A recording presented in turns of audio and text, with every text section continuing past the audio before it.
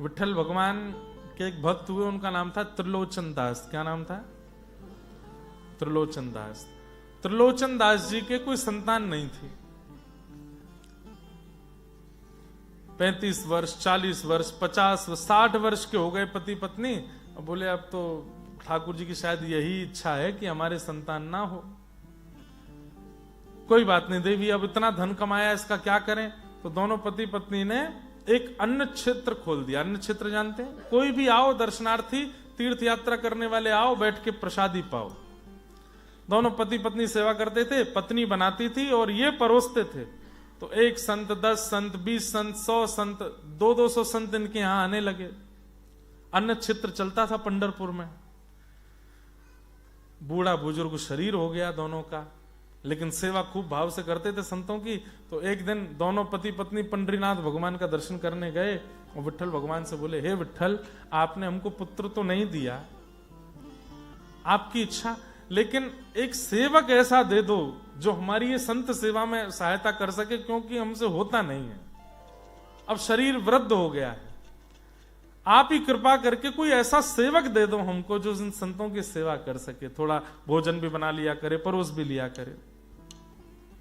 बंधु, गौ ब्राह्मण संत सेवा की कामना से ठाकुर जी से कुछ मांगोगे ना, ठाकुर जी खुद ही आएंगे। और इस बात का प्रमाण श्रीमद् भागवत है। इसीलिए जिनके संतान नहीं होती, मैं उनसे निवेदन करता हूं कि ठाकुर जी से ये मत कहो कि हमको पुत्र दे दो, पुत्री दे दो। ये कहो खूब संतों की सेवा करने वाला, गैयाओं की सेवा करने वाला, व्रज की सेवा करने वाला एक पुत्र आ जाए। फिर पुत्र नहीं आएगा, ठाकुर जी ही आएंगे। क्योंकि ठाकुर जी कहें कि भाई नंद बाबा क्या मांगते थे, हमारे नंद यशोदा क्या मांगते थे?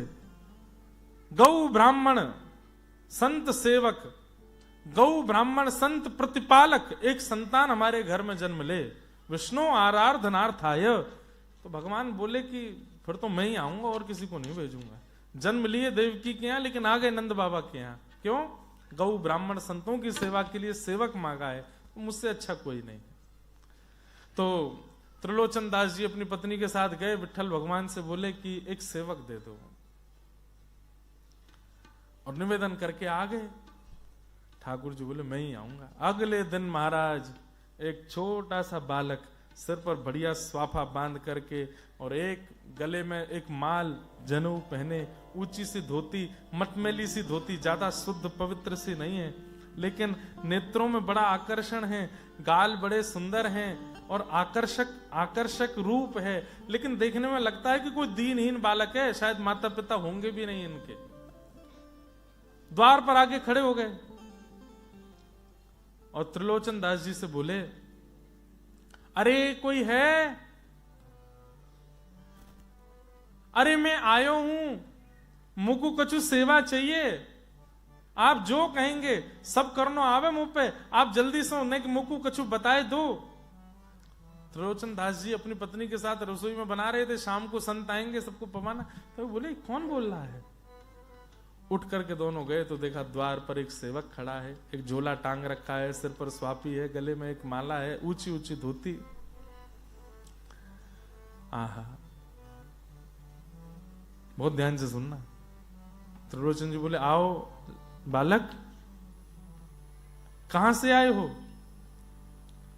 बोले संसार में सब कहां से आते हैं, किसी का कुछ पता थोड़ी है, मेरा भी नहीं पता मैं कहां से आया हूं। त्रिलोचन जी पत्नी को देखें कितनी ऊंची बात करता है। अच्छा, नाम क्या है तुम्हारा? मेरा नाम अंतर्यामी। अंतर्यामी नाम है? बोले हाँ। माता पिता कौन है तुम्हारे? हमारे कोई माता पिता नहीं, हम सबके माता पिता हैं। झूठ नहीं बोल रहे हैं ठाकुर जी, बिल्कुल सत्य बोल रहे हैं। और वो त्रिलोचन जी कह रहे, वाह बड़ी चाटुकारी बात करते हो, केवल बात बनाना आता है कि कुछ काम वाम भी आता है? अरे आप कहिए तो सही, क्या करना है?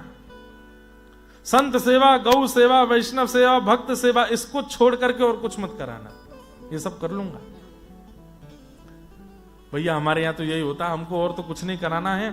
हमारे यहाँ बहुत सारे संत आते हैं, वयोवृद्ध हो गई हैं, मैं भी वृद्ध हूं। सब्जी अमनिया करना, काटना। सब्जी काटना नहीं बोला करो अगर घर में ठाकुर जी हैं तो, सब्जी अमनिया करना। प्रसाद सिद्ध करना, खाना बनाना नहीं बोलना चाहिए अगर घर में ठाकुर जी हैं तो। नहीं है तो कुछ भी बोलो। लेकिन अब ये सब बातें तो अब बाद में कभी आएंगे तो बताएंगे। तो बोले सब्जी बनाना, रोटी सेकना, और जितने महापुरुष आए सबको परोसना, अरे ये सब तो मैं जन्म जन्मों से करता आया हूं, आप तो बस आज्ञा करो। और लिया अपना स्वाफा कमर पर बांधी, बोले कहां है रसोई, बताइए मुझे, आप दोनों चुपचाप बैठिए, मैं बनाता हूं। महाराज श्री पंडरीनाथ भगवान गए, आटा गूंद रहे हैं अपने हाथ से, पूरा आटा गूंदा ले करके ये बैठ गए, पूरी रोटी बनावे, सब्जी सिद्ध करें, और दोनों त्रिलोचन जी और उनकी पत्नी देख रहे हैं। बोले विठोबा ने कितनी जल्दी सुनी, कल निवेदन किया, आज तो भेज दिया सेवक।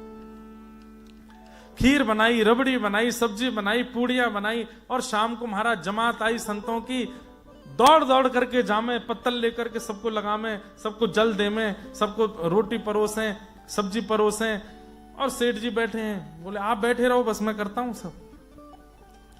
लेकिन जब ये पहले दिन की सेवा पूर्ण हुई, जब दोनों ने पाया, त्रिलोचन जी ने और उनकी पत्नी ने, तो नेत्र सजो, इतना अद्भुत प्रसाद। अब बताइए मैं आपके यहाँ नौकरी कर सकता हूं कि नहीं? बोले भैया तुम तो सर्वगुण संपन्न हो, कहीं और बढ़िया जगह चले जाओगे तो बढ़िया वेतन मिल जाएगा, यहीं क्या करना है, हम तो बड़े भोले भाले सामान्य जीवन। नहीं नहीं, मुझे यहीं सेवा करनी है, पर मेरा वेतन दूसरे प्रकार का। बोले क्या? मैं सबको बना के पवाऊंगा, लेकिन अपने हाथ की बनी रोटी खुद नहीं पाता, मुझे बना के आपको पवाना पड़ेगा। त्रिलोचन जी की पत्नी बोली ये कौन सी बड़ी बात है, छोटा सा तो है, 2-3 रोटी खाएगा, बस मैं बना दिया करूंगी। बोले मैं एक सामग्री भी अपने हाथ की नहीं खाऊंगा, सब आपको बनाना पड़ेगा। बोले हम बना देंगे। दूसरी बात क्या है?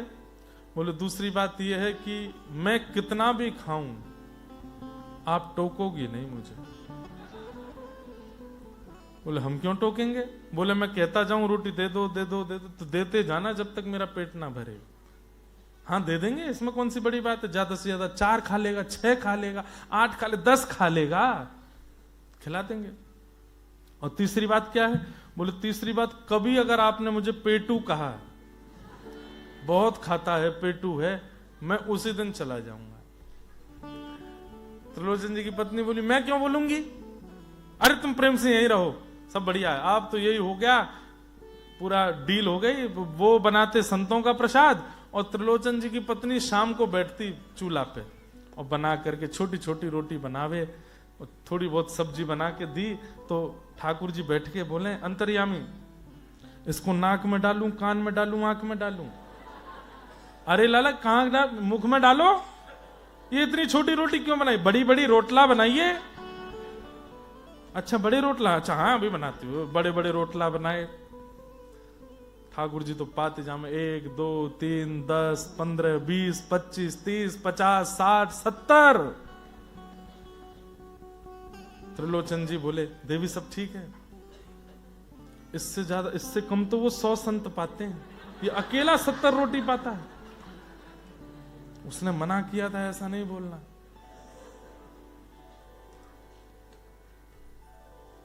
दस 15 20 दिन हो गए। अब आसपास की पड़ोस की जो सहेलियां थी सब एक मिलती थी त्रिलोचन जी की पत्नी से, सब कहें ये तुम्हारे यहाँ ये सेवक बहुत बढ़िया आया है, ऐसा चटक मटक चलता रहता है इधर उधर, इसका रूप कितना सुंदर है, क्या नाम है? बोले अंतर्यामी नाम है। बोले अच्छा। सेठ जी तो आजकल बड़े चमक गए, लाल पड़ गए गाल। बोले पूरे दिन उनकी मालिश सेवा करता रहता है, लेकिन आप बड़ी दुबली हो गई हो, क्यों? बस यही मत पूछो, उनकी तो सेवा करता है, संतों को भोजन पवा देता है, पर इसको मुझे पवाना पड़ता है। अरे तो छोटा सा बालक क्या 1 2 रोटी 4 रोटी खाता होगा, उसमें क्या दिक्कत? अरे बहन पूछ मत, बहुत पेटू है, बहुत खाता है, तुम देख लोगी ऐसे नाप करके रोटियां खाता है। अब जैसे ही ये बात कही, ये तो भूल गई थी, ठाकुर जी ने अपना झोला उठाया, अंतर ध्यान हो गए वहां से।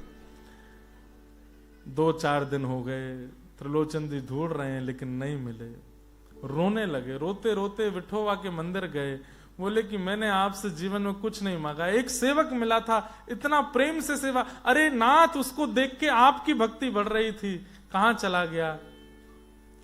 अपनी पत्नी से कहा देवी तुमने कहीं कुछ कहा तो नहीं? बोले नहीं, कुछ नहीं कहा। बोले सोच लो। बोले कि हाँ, पड़ोस में पूछ रही थी तुम पतली कैसे हो गई, तो मैंने बताया बहुत उसके लिए भोजन बनाती हूँ, थक जाती हूँ, उससे मैं पतली हूँ, बहुत खाता है।